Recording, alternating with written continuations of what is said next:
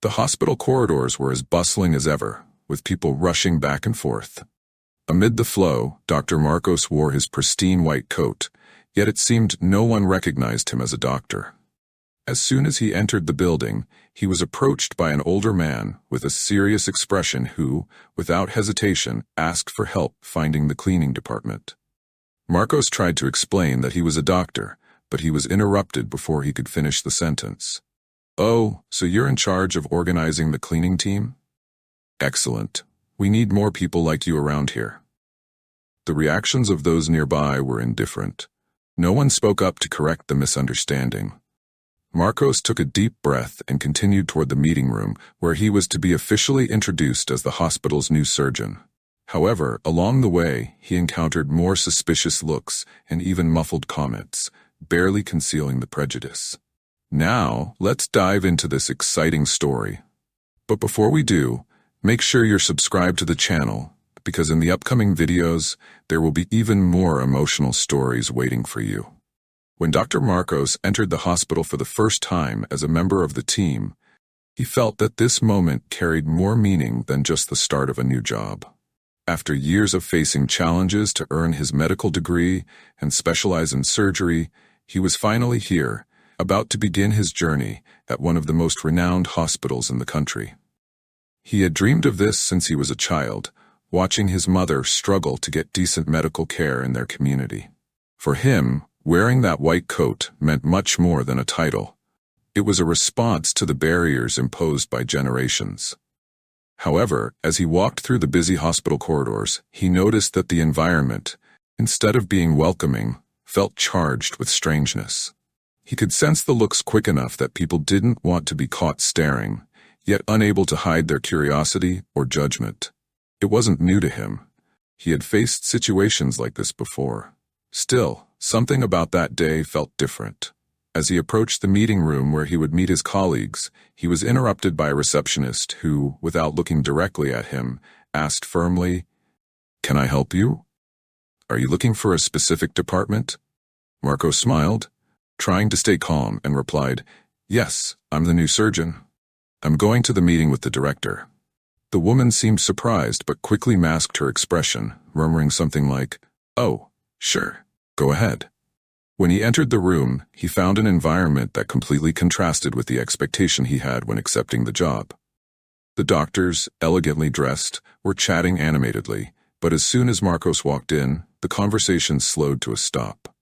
He could feel their eyes on him, evaluating every detail. An uncomfortable silence filled the room until the hospital director, Dr. Almeida, took control of the situation. "Colleagues, I would like to introduce Dr. Marcos Oliveira, our new surgeon." The director's voice was firm, but Marcos couldn't help but notice how some doctors looked distant, almost apathetic, while others showed subtle discomfort. Despite the director's praise for his accomplishments, such as his doctorate in advanced surgery and participation in an international medical research program, the reception felt divided.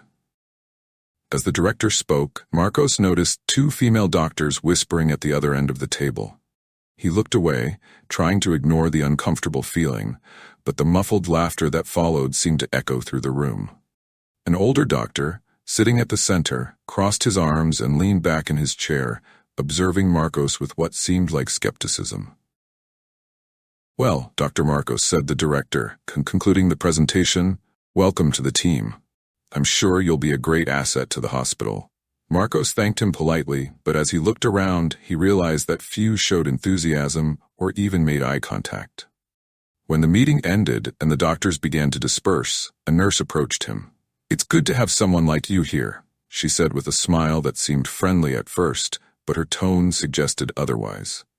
Before Marcos could respond, she added, "I hope you adjust well." This place can be challenging. Marcos stood still for a moment, processing those words. He wasn't sure whether to take them as advice or a warning. He decided to head to his new office, where he would begin organizing the materials he would need for his first consultations and surgeries. On the way, he passed two nurses talking about something trivial, but as he walked by, the tone of the conversation changed. "Is that the new doctor?" one of them asked, loud enough for Marcos to hear. The other replied in a teasing tone, "Yep. Looks Looks like they're changing the standards around here. Marcos didn't stop to confront the comments. He knew that responding at that moment wouldn't change anything. But as he adjusted the instruments in his office and reviewed the patient's records, he realized that the weight of those interactions wasn't small. He had fought so much to get there, yet this environment seemed to question his legitimacy with every glance, every double-edged comment. Still, he remembered why he had chosen this profession. It wasn't to please colleagues or fit into preconceived expectations, but to care for people, save lives, and inspire those who, like him, had always had to fight harder to occupy prominent spaces. Marcos decided that, despite the difficulties, he would do everything in his power to prove that he deserved to be there. Not for others, but for himself and for all the people he represented. That night, as he called his mother, he said, "They don't make it easy, Mom, but I'm going to keep going. You always said that quitting was never an option, and I'm not going to start now." She replied with the same strength as always, "Remember, son, you're not alone. Every step you take, you're paving the way for others to follow." With those words in mind, Marcos returned to the hospital the next day, ready to face another shift, knowing the road would be long, but the fight would be worth it. Is this story getting emotional? Leave a comment and let us know what you think. Stay tuned, because the story continues. On his second day at work, Dr. Marcos arrived at the hospital earlier than usual. He wanted to review his patient's charts before his shift began. As he sat in his office, a knock on the door interrupted him. It was Dr. Renata, a cardiologist with a reserved but not unfriendly smile. "Good morning, Dr. Marcos. I just wanted to stop by and let you know we have a joint surgery later today. I hope we can align everything before we head into the OR." Marcos seized the opportunity to thank her for visiting and suggested a brief meeting before the procedure. Renata agreed but hesitated before leaving. "If you need anything, feel free to talk to me. Not everyone here is easy to deal with." Her words hung in the air, but Marcos understood the unspoken message. Throughout the morning, Marcos noticed that Renata seemed to be one of the few colleagues willing to treat him as an equal.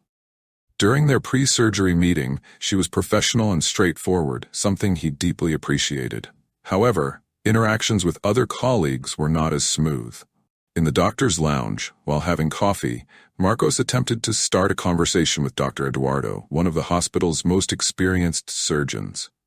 Eduardo, however, showed little interest. He responded with monosyllables, his eyes glued to his phone. "Well, if you're as good as the director says, we'll find out soon enough," Eduardo said before walking away without waiting for a reply. The head nurse, Mrs. Lucia, a woman in her 50s, was also cold toward him. Handing over a list of patients, she said, "Here are the charts. If you have any difficulty, just ask." Someone more experienced. Although her words sounded neutral, her tone made it clear she doubted his abilities. Marcos found some relief interacting with the younger nursing staff, who seemed less influenced by prejudice. Two nurses, Julia and Amanda, were receptive and even asked questions about Marcos's experiences abroad. "You worked at a hospital in London? That must have been amazing. Are surgeries there much different from here?" Marcos answered patiently, taking comfort in their enthusiasm. Yet, even among those who tried to be kind, subtle prejudices sometimes surfaced. A lab technician, overhearing Julia discuss Marcos's overseas experience, remarked sarcastically, "Yeah, it must be interesting having someone so exotic on the team."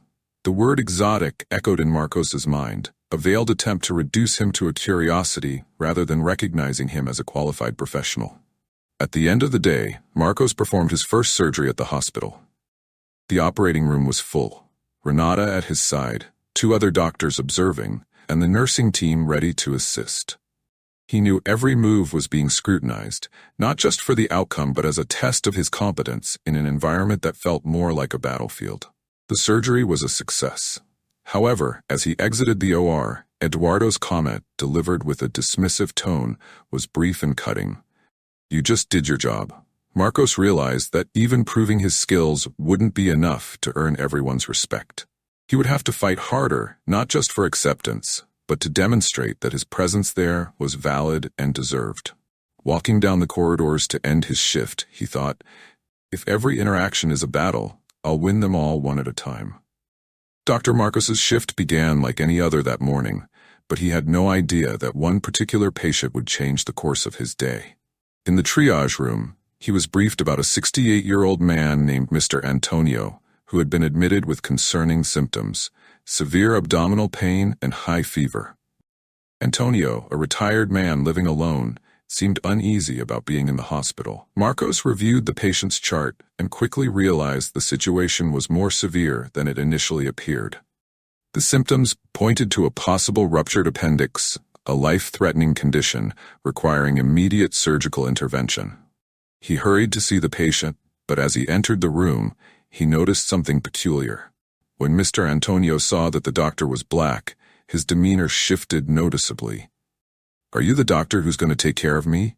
Antonio asked, his tone laced with skepticism and distrust. Marcos, as always, responded with professionalism.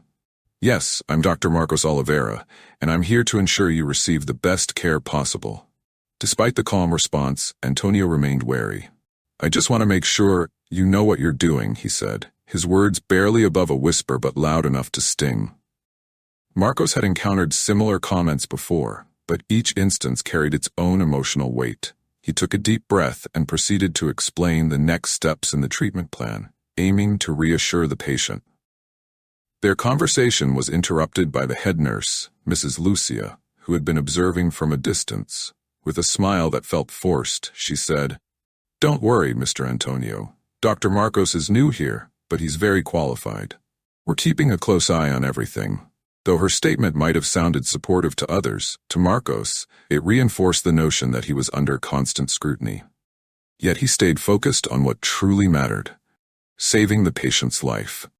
After imaging tests confirmed the urgency of Antonio's condition, Marcos prepared the team for surgery. Dr. Renata, the cardiologist working alongside him, noticed the patient's discomfort and discreetly commented, "Gaining his trust will be tough, but you're handling it well." In the operating room, Marcos showcased his expertise. Despite the critical gazes of some colleagues, he performed the procedure flawlessly. The technical team had no choice but to acknowledge his skill. When Antonio woke up in the recovery room, the first person he saw was Dr. Marcos. "How are you feeling?" Marcos asked warmly. Antonio, surprised to be alive, softened his expression for a brief moment. "Well, I guess you did a good job," he said, his tone reserved but enough for Marcos to notice a slight shift. In the days that followed, Antonio began to open up more to Marcos. Though still somewhat resistant, he started asking questions about his treatment and even shared glimpses of his life. "I grew up in a time when things were different," Antonio admitted one day. "Maybe I learned to see the world the wrong way." Marcos listened intently, without interrupting. To him, this was more than a patient-doctor interaction. It was an opportunity to challenge Antonio's prejudices through action rather than words. On the day of Antonio's discharge, he stood up from his bed, still weak but determined, and looked at Marcos with what seemed to be genuine gratitude. "Thank you, doctor. I think you taught me more than I expected to learn here." For Marcos, that acknowledgement was enough to end the day with a sense of fulfillment. He knew he couldn't change every mindset overnight, but if he could impact one life at a time, his presence at the hospital would carry even greater significance. Yet he stayed focused on what truly mattered: saving the patient's life. After imaging tests confirmed the urgency of Antonio's condition, Marcos prepared the team for surgery. Dr. Renata, the cardiologist working alongside him, noticed the patient's discomfort and discreetly commented, "Gaining his trust will be tough, but you're handling it well." In the operating room, Marcos showcased his expertise. Despite the critical gazes of some colleagues, he performed the procedure flawlessly. The technical team had no choice but to acknowledge his skill. When Antonio woke up in the recovery room, the first person he saw was Dr. Marcos. "How are you feeling?" Marcos asked warmly. Antonio, surprised to be alive, softened his expression for a brief moment. "Well, I guess you did a good job," he said, his tone reserved but enough for Marcos to notice a slight shift. In the days that followed, Antonio began to open up more to Marcos. Though still somewhat resistant, he started asking questions about his treatment and even shared glimpses of his life. "I grew up in a time when things were different," Antonio admitted one day. "Maybe I learned to see the world the wrong way." Marcos listened intently, without interrupting. To him, this was more than a patient-doctor interaction. It was an opportunity to challenge Antonio's prejudices through action rather than words. On the day of Antonio's discharge, he stood up from his bed, still weak but determined, and looked at Marcos with what seemed to be genuine gratitude. "Thank you, doctor. I think you taught me more than I expected to learn here." For Marcos, that acknowledgement was enough to end the day with a sense of fulfillment. He knew he couldn't change every mindset overnight, but if he could impact one life at a time, his presence at the hospital would carry even greater significance. During a simple procedure, a lab technician handed him the wrong materials, nearly compromising a patient's test.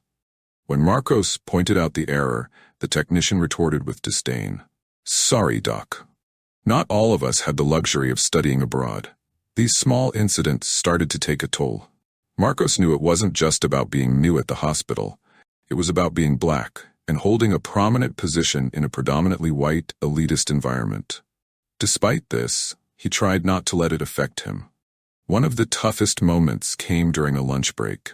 While sitting alone in the cafeteria, he overheard laughter coming from another table where Eduardo and some other doctors were gathered. Although he couldn't make out everything they were saying, his name was mentioned, followed by more laughter. The sense of isolation became even clearer when Renata, who occasionally supported him, avoided approaching him that day. Despite the hostile atmosphere, Marcos found a small support network among the younger nursing staff, like Julia and Amanda, who consistently showed respect for his work.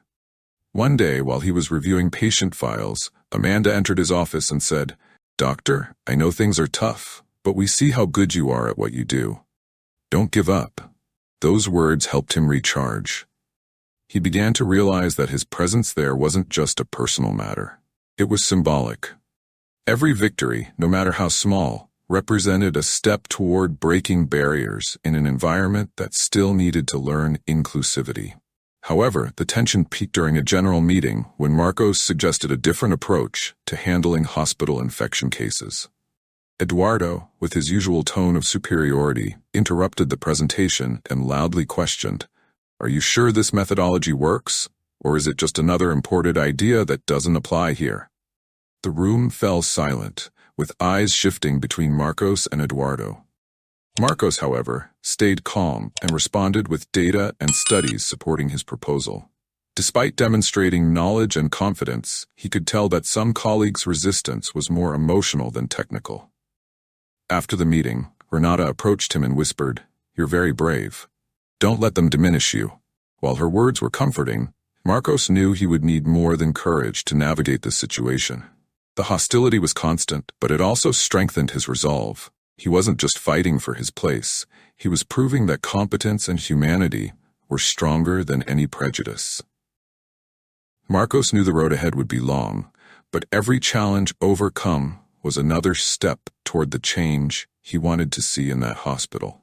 The following day proved to be a turning point for Dr. Marcos. Although he was accustomed to the subtle hostilities that infiltrated his daily life, today would be different. He could sense in the air that something bigger was about to happen. On that Wednesday morning, he was summoned to an urgent meeting with the hospital administration. Upon arriving at the meeting room, he found himself face to face with the clinical director, Dr. Silva, and Eduardo. The atmosphere was tense, which was unusual for routine meetings. Dr. Silva began the conversation formally, but the atmosphere suggested that this would not be a trivial discussion.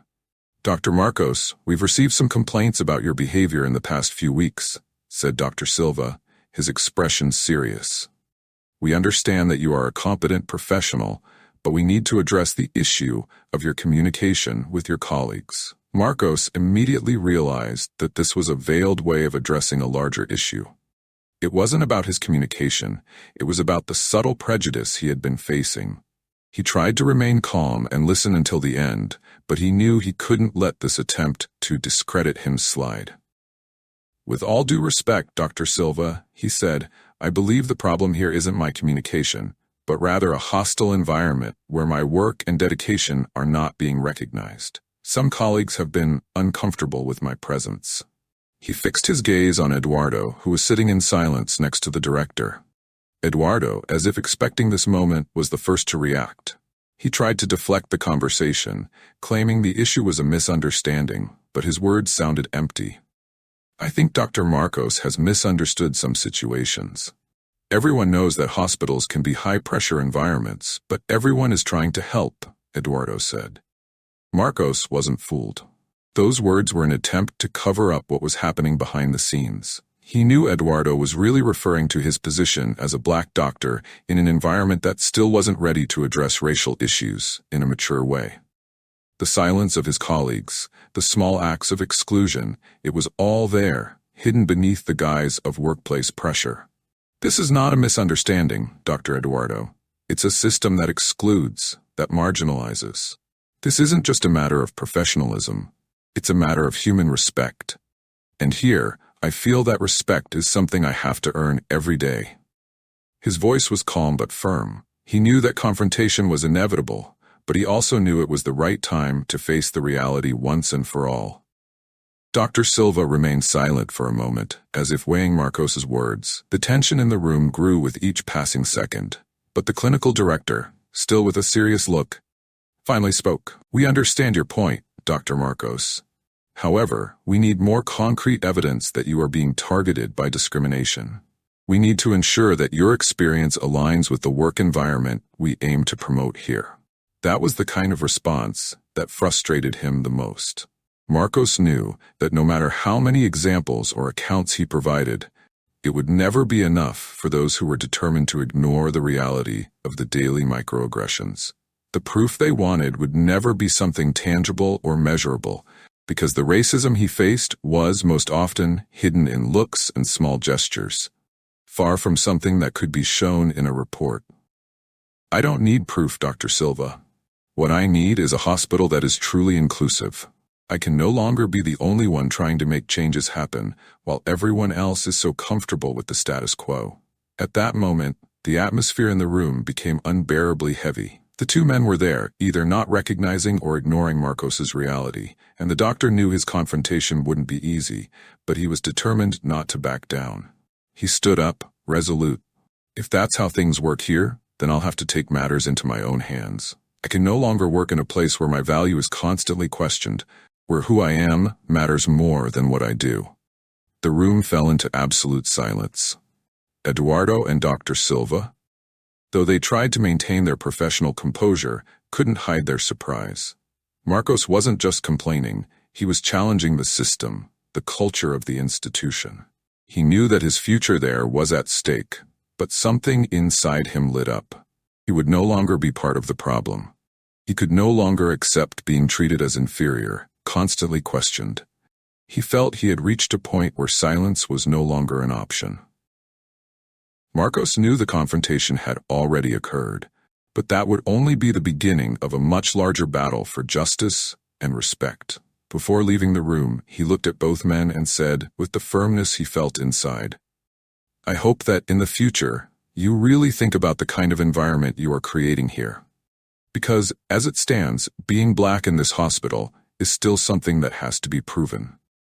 With those words, he left, leaving behind a silence filled with reflection and possibly change. After the confrontation with the hospital administration, Marcos felt conflicted.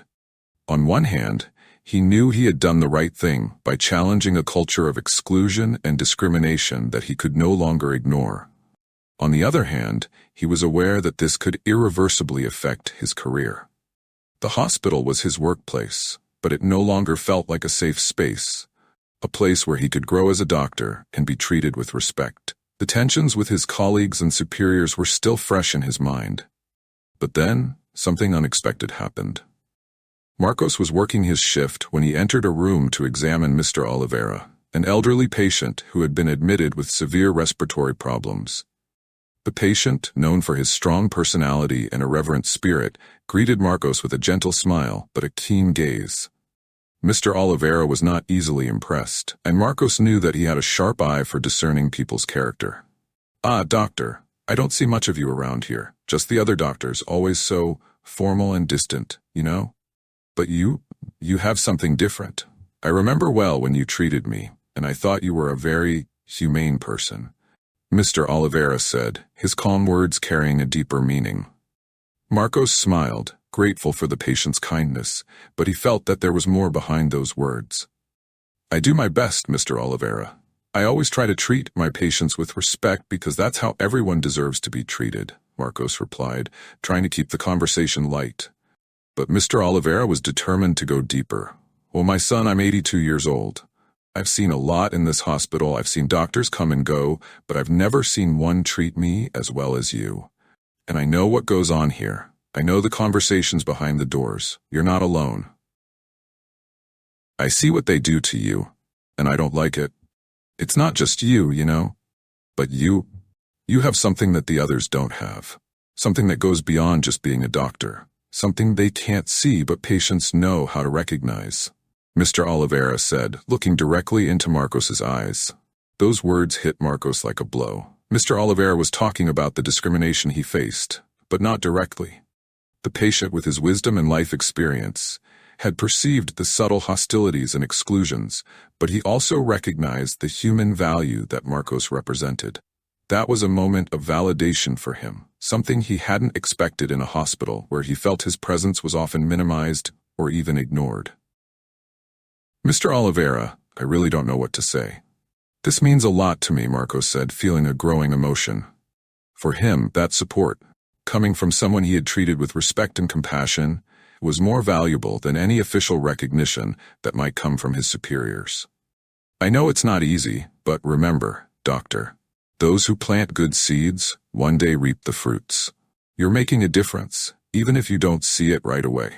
And believe me, there are many more people like me here who recognize your worth, even if the others don't," Mr. Oliveira said, his tired white eyes conveying deep wisdom. He wasn't just any patient.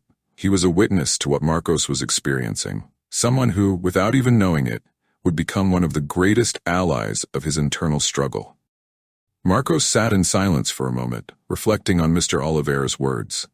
He knew that, in reality, that support might not immediately change the behavior of the other doctors or the culture of the hospital.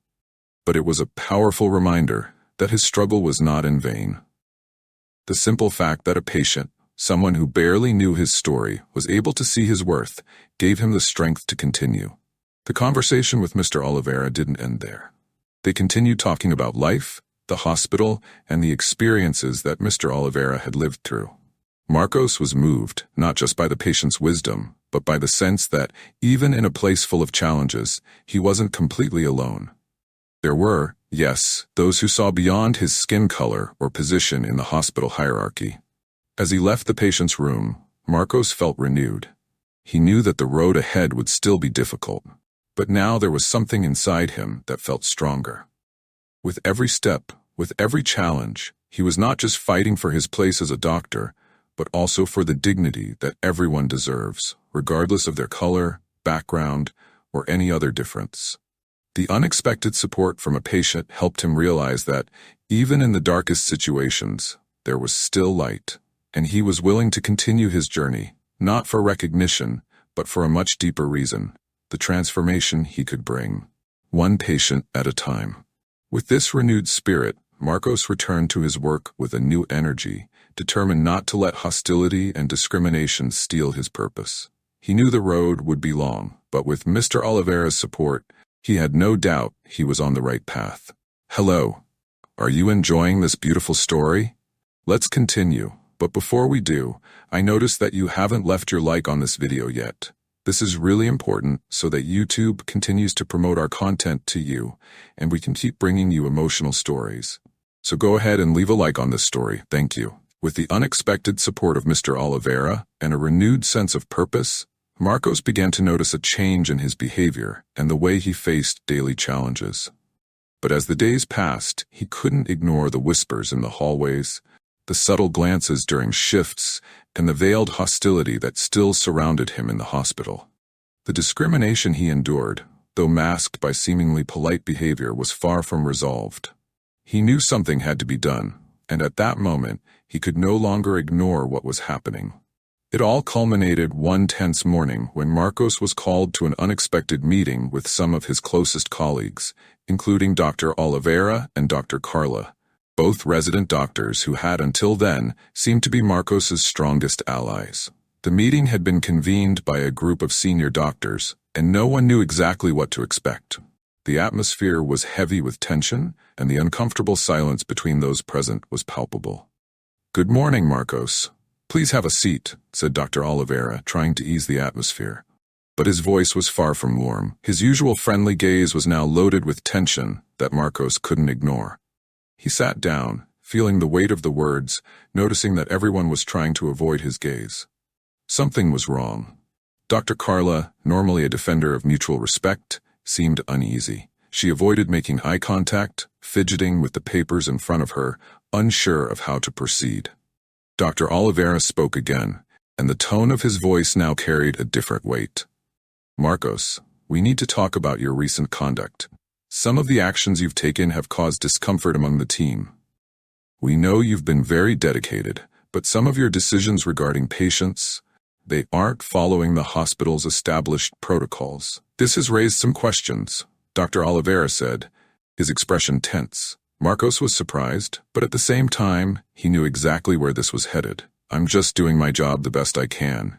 If there's something that concerns me, it's the health of my patients. I've never been against protocols, but sometimes we need to look beyond the rules to provide the best care," Marcos replied firmly, trying to stay calm, though feeling the weight of his colleague's judgment. Dr. Oliveira shook his head with a heavy sigh.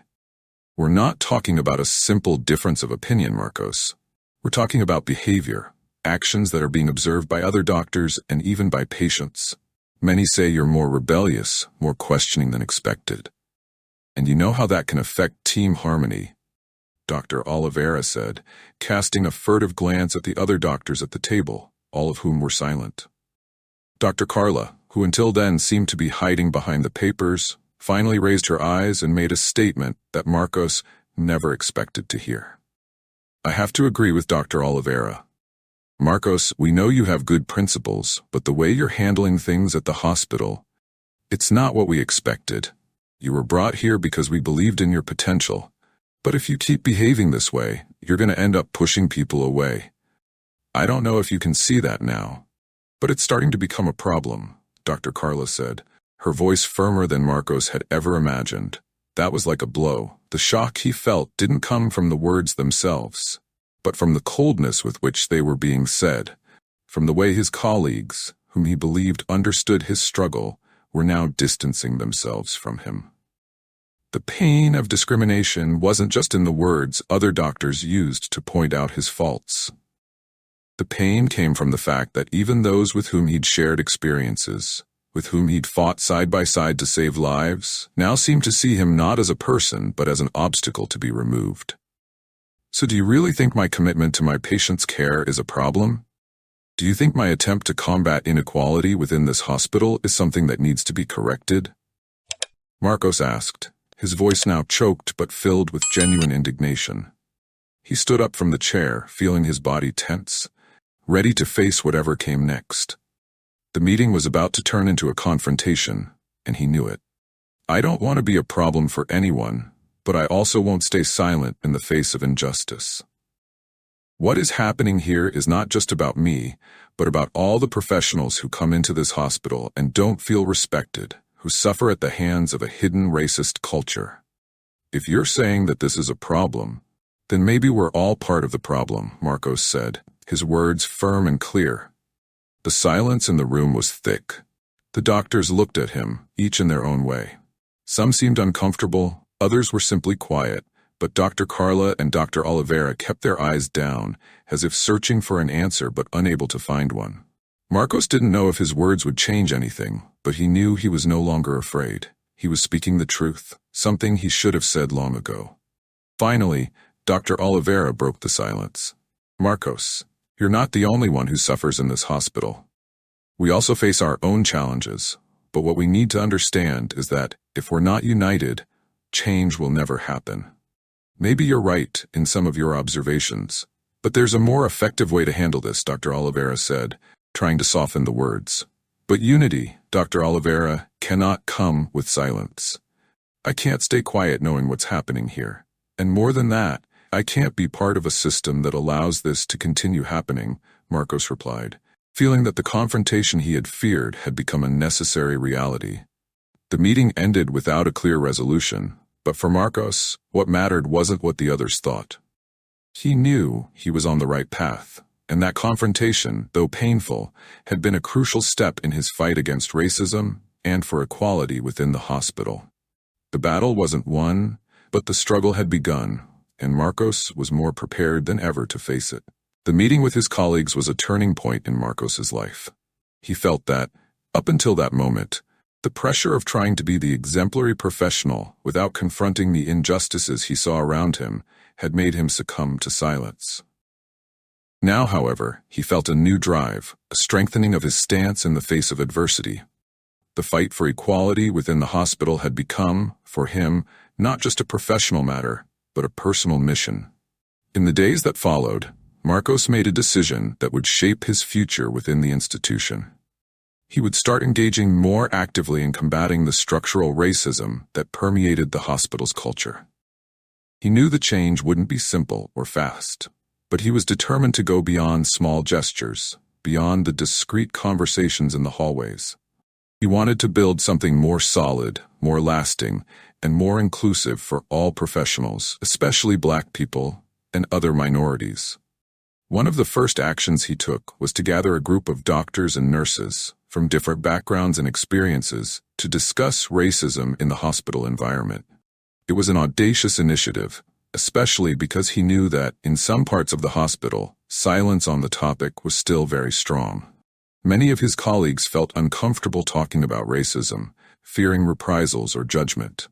However, Marcos knew that without an open and honest discussion of the problem, any attempt at change would be superficial. Marcos started the meetings with a calm but firm tone. He didn't want to impose his ideas, but he aimed to create an environment where others would feel comfortable sharing their experiences and concerns.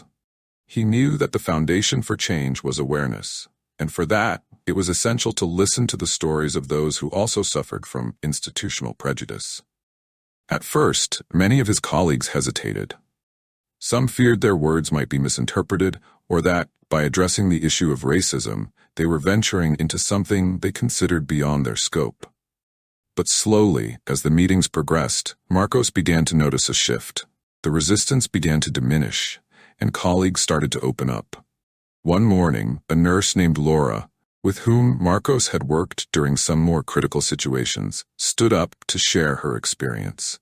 She was a Black woman who had faced discrimination both in the hospital and in her personal life. With teary eyes, she spoke about how patients often treated her with disdain without even trying to understand her competence, and how, in many moments, doctors didn't give her the attention she deserved, assuming she was just another subordinate professional. Marcos, upon hearing her, felt the pain in her words and realized how, many times, he himself had gone through similar situations but had never verbalized them clearly. I always felt that, even being qualified, there was something limiting me, something that made me seem less important. Patients looked at me with a kind of surprise, as if I didn't deserve to wear the uniform I was wearing, Laura said with a deep sigh. Her words resonated with Marcos, and he knew that this was just one of many untold stories circulating among the hospital staff. From that moment on, he understood that his role there was not just as a doctor, but also as a defender of justice and equality.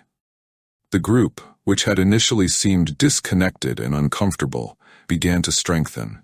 Marcos noticed that, by sharing his own experiences and opening the space for others to do the same, the fear and resistance started to give way to understanding, and more importantly, to action. He knew that the process wouldn't be easy, and that changes wouldn't happen overnight. But the mere fact that people were starting to talk about racism within that environment was already a significant step forward. Over time, Marcos began to notice that the culture within the hospital was slowly changing.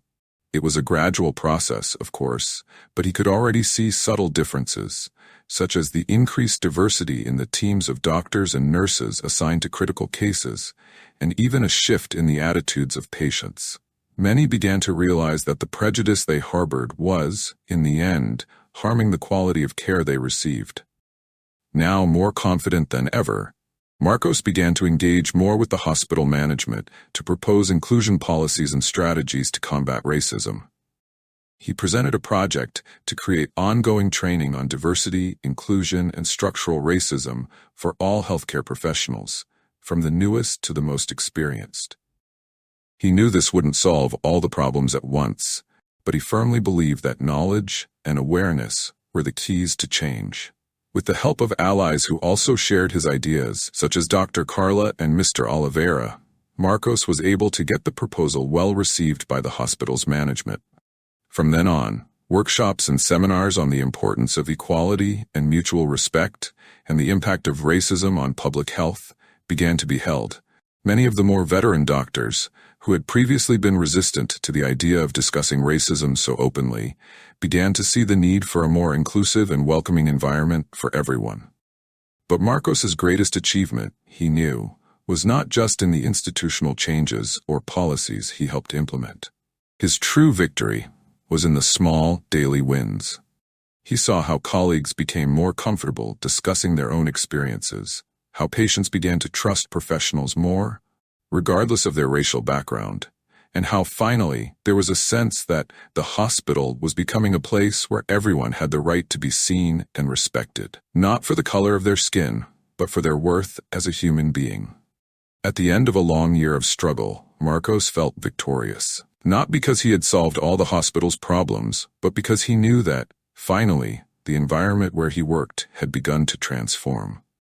He was no longer alone in this battle, and, with the shift in mindset that he had helped foster, Marcos knew the hospital could become a model for other institutions, where the fight against racism was not an individual responsibility, but a collective mission, embraced by all professionals. The reflection of change in Marcos was clear. He was more at peace, more secure in his role, and more confident in his work. He knew that the fight for equality was ongoing, but now he also knew that, alongside his colleagues, he could face it with more strength and unity. And so, Marcos continued his journey at the hospital, not just as a doctor, but as an unwavering advocate for justice and equity, building a more inclusive future for himself and for everyone who shared that space with him. The impact of Marcos's actions in the hospital was undeniable over time. Although the journey was arduous and resistance was always present, real change began to be observed in every corner of the institution, in the hallways, in waiting rooms, in the behavior of doctors and nurses, in their interactions with patients. The hospital, which once seemed to reflect only the continuation of a system deeply ingrained with racial inequalities, was now slowly shaping into a more inclusive and respectful environment. However, Marcos knew that the recognition he sought was not about fame or personal prestige. He wanted to see a transformation in the way people were treated, how their abilities were recognized, regardless of their color, ethnicity, or background. What he desired was more than just a change in policies, more than a simple increase in the diversity of professionals within the hospital. He wanted a true revolution in the way everyone saw each other, a transformation in the hospital culture, where respect and dignity were the cornerstones. And this future, although distant, was beginning to materialize in very concrete ways. The awareness meetings that Marcos organized, initially small with few participants, were now being attended by an increasing number of professionals who were becoming more and more committed to learning about the effects of racism on health and medical practice. Colleagues who had never even mentioned racial prejudice now began to actively engage, not only in discussions, but also in practical actions. Regular training on the importance of an equitable approach was being implemented not only for doctors, but for all hospital staff, from receptionists to nursing assistants. Recognition, however, did not come immediately or explicitly. The transformation was happening silently, but consistently. Patients began to notice that the treatment they received was more attentive, more humane, and that the diversity of professionals around them reflected a broader and more holistic quality of care. Marcos, in particular, began to see with gratitude that his voice was being heard. He no longer felt like an exception, a discordant note, but an integral part of a structure that was beginning to make respect and equity its core principles. In team meetings, in discussions about clinical cases, Marcos could now hear colleagues who had previously been absent from conversations about racial inequality, discussing and pointing out discriminatory practices, or suggesting ways to make the environment more inclusive.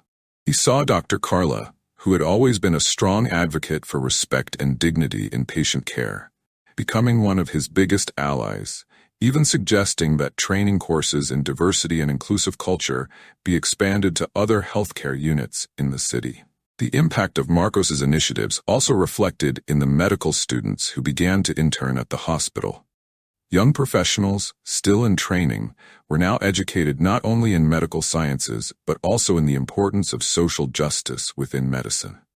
They were exposed to a new way of thinking about healthcare, one that did not ignore the racial and class issues affecting the lives of patients.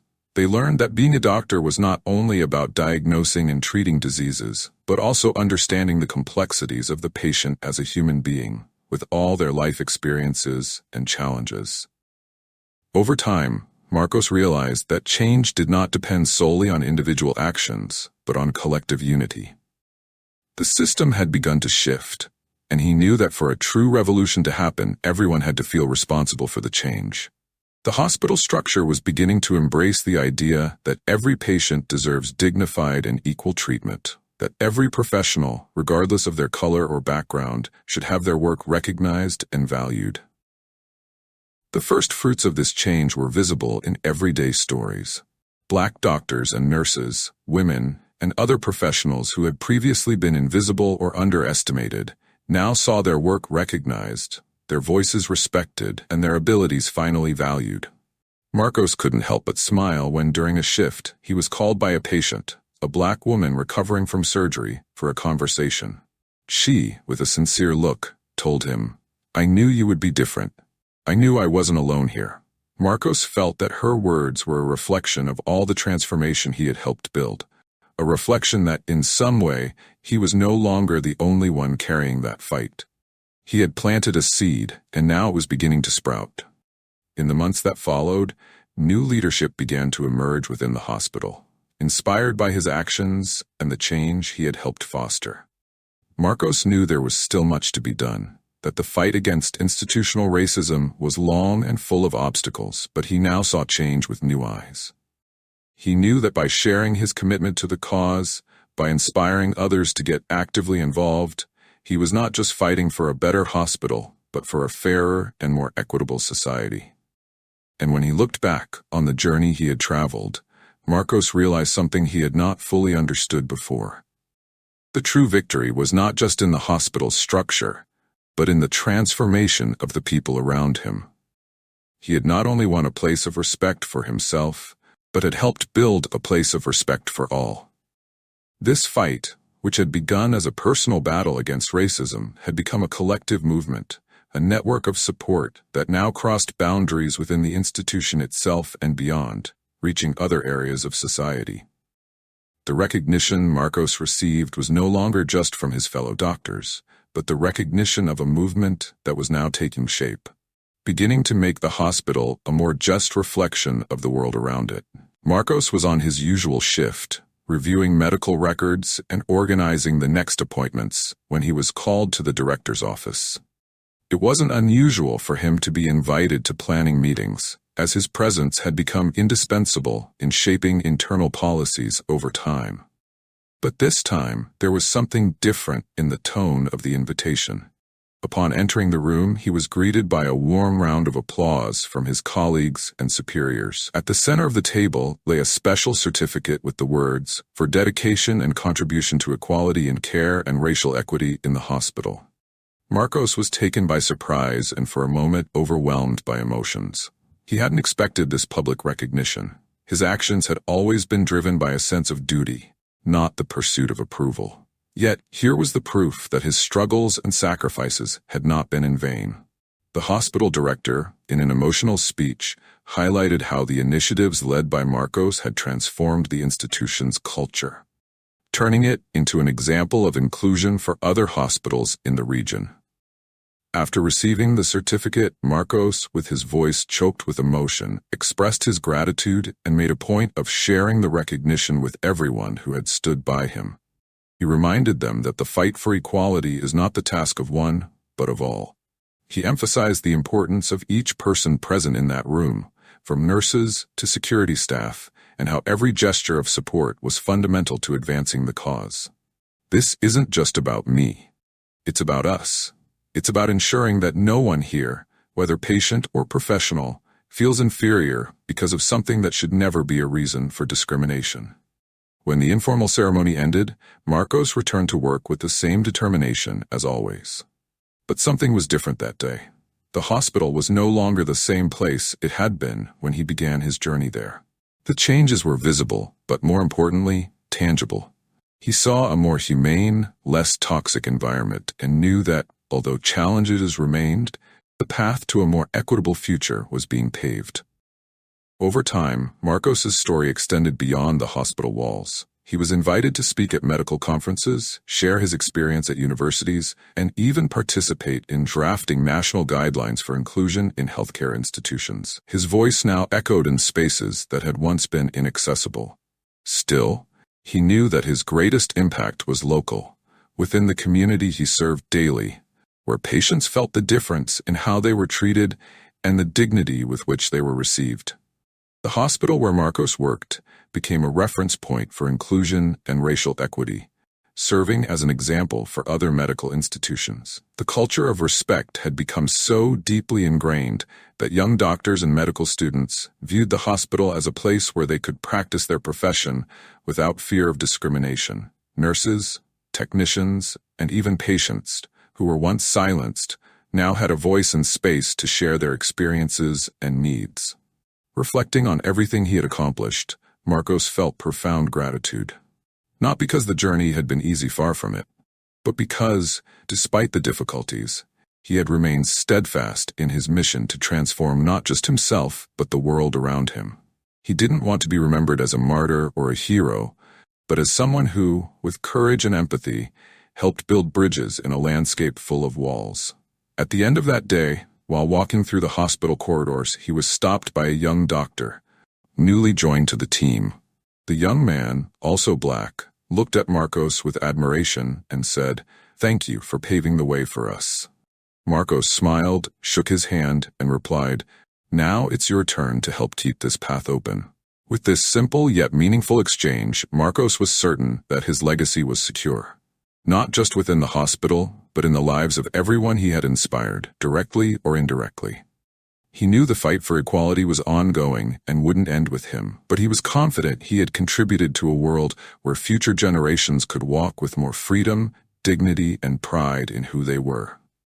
And so, in the silence of the night, as he closed his eyes to rest, Marcos felt, more than ever, that the future held hope. Not just because of his fight, but because he had planted seeds of courage and compassion in hearts that would continue to bloom. What did you think of this story? Leave a comment and mention the part you liked the most. Thank you for watching until the end. Don't forget to subscribe to the channel so you don't miss the upcoming exciting videos. See you in the next story.